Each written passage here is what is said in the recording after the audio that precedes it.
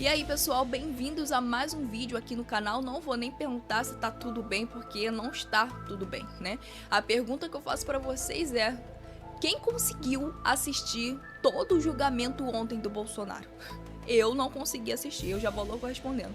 Pra falar a verdade, eu tive que interromper a live. Eu não sei se estava na metade do julgamento, mas eu não consegui terminar, não consegui. O estômago todo embrulhado, sabe, o nojo, a repulsa dessa farsa. Assistir isso pra quê? Me responde. PSTF já tem um lado político, nós derrotamos o bolsonarismo, onde você vê a suposta vítima julgando o acusado. Cada vez que aparecia aquele cabeça ilustre de... O cabeça de... O estômago começava a... E aí foi quando eu encerrei. Eu falei, depois quando ficar mais calmo eu vejo esse teatro, né? E é por isso que eu tô hoje aqui, pessoal. Eu separei esse vídeo do Gustavo Gaia. Ele fez um resumo todo aí desse circo, né? Desse teatro todo que aconteceu ontem. E eu não vi esse vídeo ainda. Aí eu separei para assistir junto com vocês, pessoal. Então vamos lá ver o resumo desta merda. Eu assisti atenciosamente a cada minuto dessa sessão que aconteceu agora nessa terça-feira de manhã. Gustavo Gaia. Pela Que aceitação bom. ou não da denúncia contra Bolsonaro e Não outras deu 6 pra pessoas. Nesse primeiro momento, as defesas tiveram ali um espaço para falar 15 minutos, cada um defendendo o seu respectivo cliente. Então nós tivemos ali 7 advogados defendendo 7 pessoas que estão sendo acusadas pela denúncia do Paulo Gonet, fabricada junto com o Alexandre de Moraes e a parte da Gestapo da Polícia Federal. Bom, o que eu percebi? Vou fazer um resumo aqui. O que eu percebi? E onde que eu estava apreensivo nesse dia de hoje? A defesa foi dada a defesa 15 dias para preparar a defesa, né? Enquanto a acusação teve 60 dias. E eles tiveram um plano. O plano era muito simples: dar a eles menos tempo para poder preparar uma defesa e soterrar eles de informação, arquivos inúteis. Só para você ter uma ideia, foram 40 mil arquivos, mais de 100 mil documentos que foram jogados de forma desconexa, totalmente embaralhados, para que os advogados de defesa tivessem o prazo de 15 dias para preparar a sua defesa. A expectativa da Suprema Corte, do Moraes e do Gonet, é que eles fossem incapazes de, em 15 dias, fazer uma defesa decente, que eles ficassem atordoados, mas isso não aconteceu. A verdade é que os advogados foram brilhantes hoje. Eu vou ser sincero, a defesa que cada um fez ali, sem exceção, foi simplesmente brilhante. Obviamente, Porque é a verdade? cada um focando no seu cliente. Agora, a defesa que o advogado do Bolsonaro fez, ela se sobressaiu. Todas foram muito boas, né? Provando, ponto a ponto, como que não existe tentativa de golpe. Não é que eles não estiveram envolvidos, não existiu tentativa de golpe, não foi assinado nenhum documento, não foi dada nenhuma ordem. E não só isso, provaram que até agora os advogados não tiveram acesso a todo o material apreendido. Para você ter uma ideia, eles não tiveram acesso a todos os áudios e todas as filmagens das delações de Mauro Cid. Apenas os trechos que o Alexandre de Moraes decidiu que eles poderiam assistir.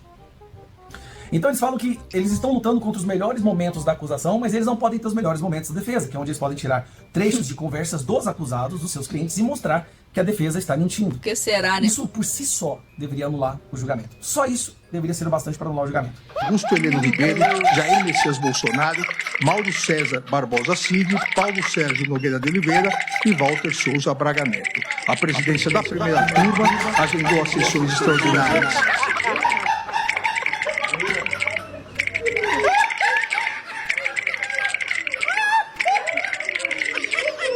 Então vamos lá, não tiveram acesso a todo o conteúdo, tudo que foi apreendido. Advogados que não tiveram acesso, por exemplo, aos celulares, às informações apreendidas no computador do seu cliente, para poder analisar se houve contexto naqueles trechos que foram separados. O advogado do Bolsonaro usou um termo que eu achei impressionante, que eu achei muito bom, que são os romancistas da Polícia Federal. Romancistas da Polícia Federal, porque o que eles estão escrevendo é uma peça de ficção, onde eles mesmos entram em contradição.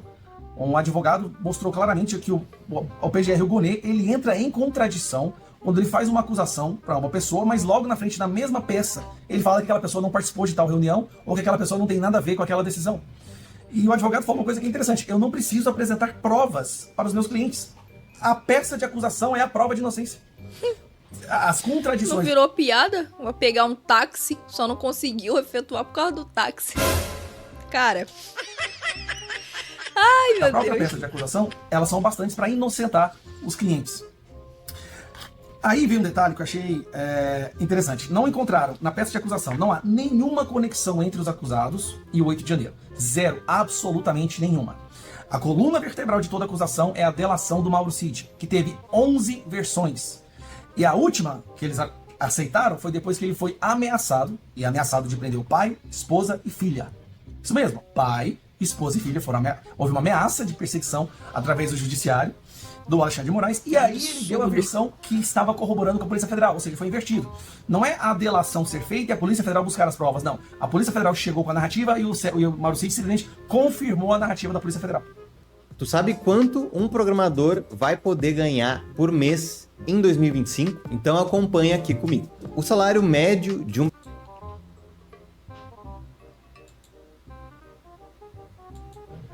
Mas a parte que pra mim foi a melhor de todas é essa daqui do crime impossível, quando o advogado do Bolsonaro fala isso. Momento, nós temos efetivamente uma acusação do Procurador-Geral da República de 2 artigos gravíssimos do Código Penal que tratam do golpe, e de golpe contra as instituições democráticas e contra o governo legitimamente eleito. Mas um minutinho só, estamos tratando de uma execução que se iniciou em dezembro de 21, tratando do crime do governo legitimamente eleito. Qual era o governo legitimamente eleito? O dele. Então esse crime é impossível, com todo respeito. Falar-se em execução de crime contra o governo legitimamente eleito, que era o dele. O governo legitimamente eleito veio no final do ano de 22, com as eleições. Então, como se falar em tentativa, em início da execução? E mais, como se falar em início de execução por pronunciamentos e lives, quando os 2 tipos penais têm elementares do tipo a violência ou a grave ameaça? Não existia violência nem grave ameaça. Você entendeu? Para ficar bem claro. Eles estão acusando o presidente Bolsonaro de um crime, de derrubar o presidente eleito, que começou em 2021 numa live, quando ele ainda era presidente. Então é como se ele estivesse dando golpe em si mesmo.